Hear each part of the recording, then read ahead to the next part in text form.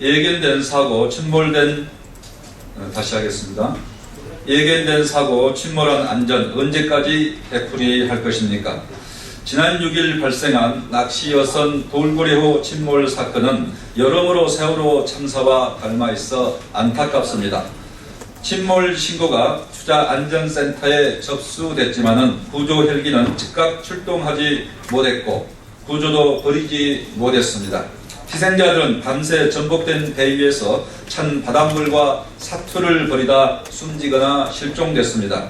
세월호 참사 후 해양 구조대를 설치해 바다에서는 1시간 안에 구조하겠다고 해놓고 이번에도 골든타임을 놓치며 생존자 조기 구조에 실패했습니다.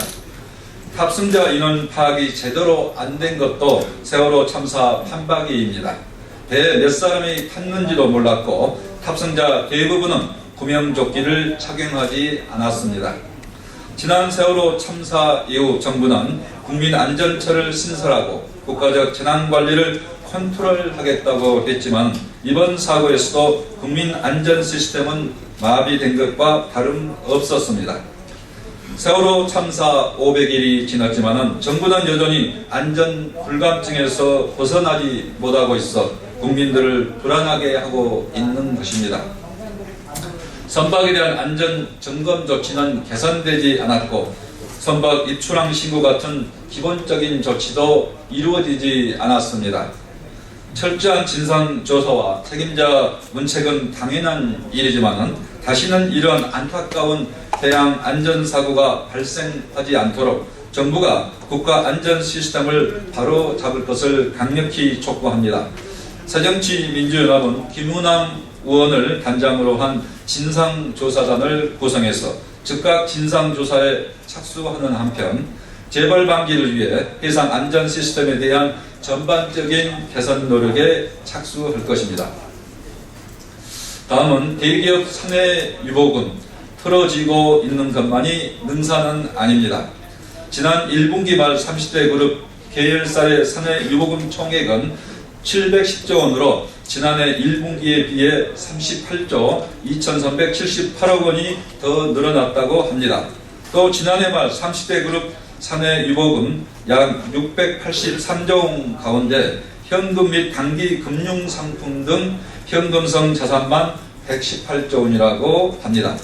시장은 돈줄이 말라가는데 대기업은 엄청난 돈을 쌓아만 두려는 행태는 우리 경제의 혈액순환을 가로막는 동맥경화의 원인이 아닐 수 없습니다.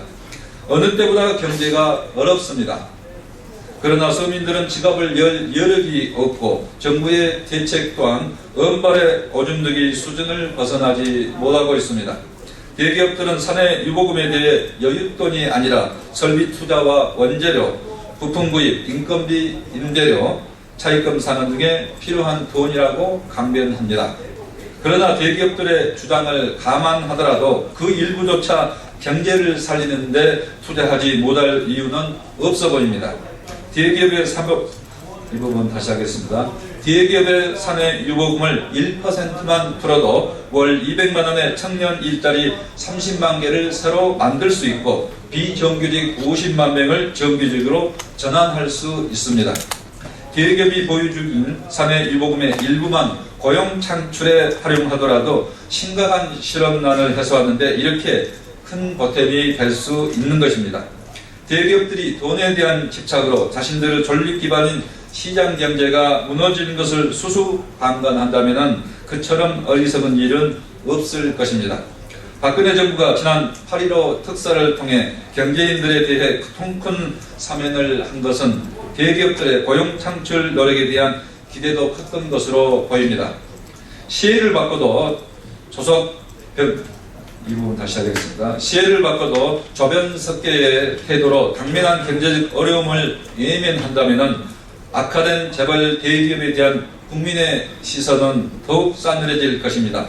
정부는 노동개혁을 전면에 내세우며 노동자의 희생과 고통만 강요할 게 아니라 재벌 대기업들이 함께 고통을 분담해서 투자를 늘리고 청년 일자리를 창출하는 데 적극 나서도록 대책을 강구해야 할 것입니다. 다음은 주거난에 등이 휜 서민들은 대통령의 약속을 더 이상 기다릴 수가 없습니다. 박근혜 정부 30개월 동안 끝모를 추락을 계속하고 있는 민생 경제 속에 오로지 오르는 것은 전셋값뿐인 것 같습니다.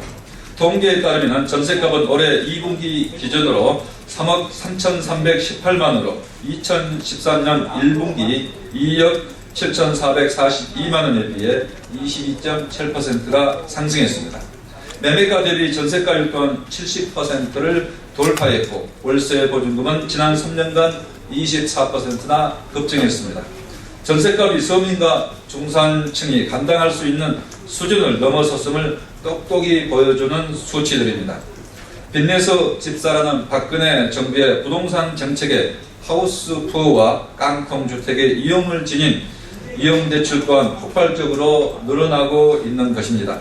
박근혜 정부의 부동산 정책에 서민들은 주거비 부담으로 등골이 휘고 주거비 부담에 떠밀리듯 집을 산 중산층들은 하우스푸어의 두려움에 직면해 있는 것입니다.